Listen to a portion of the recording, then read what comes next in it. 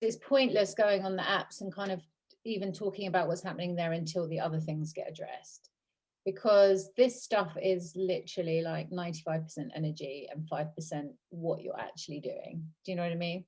Because once you get this cleaned up and really start loving yourself, and loving yourself, I guess, is an action as well as a theory or a thought. Do you know what I mean? And so it's just really sometimes about you making a decision and just saying, I've had enough.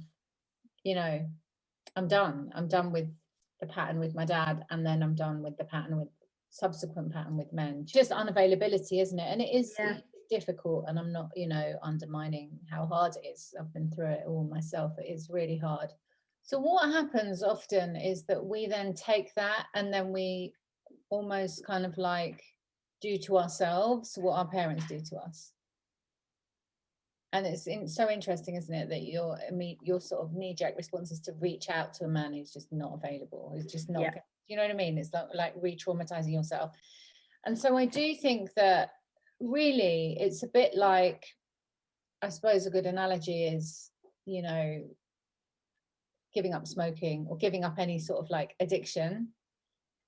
We can't just give it up a bit. It's like, really, in my opinion, it's just like we have to just stop. We have to come to a point where we say, right, that's it. You know, I'm not going to have the odd cheeky one. I'm just going to not do it anymore, because that little cheeky one is see it like an addiction in a way, you know, because it actually helps you approach it maybe, you know, with a bit more seriousness, as opposed to sort of like, and it can be weird to apply that to a person or to a relationship, because you just think, well, you know, he's not a bad person, you know, and I'm sure your dad isn't actually a bad person, right? Either. Revisiting some boundaries as well with your dad, and obviously I'm not dating your dad, but you can have other boundaries and other bottom lines in there for yourself around family and friends, and just to sort of really think about, you know, self-care and how can I just really up level my self-care around people. Do you know what I mean? Around boundaries, around all of that stuff.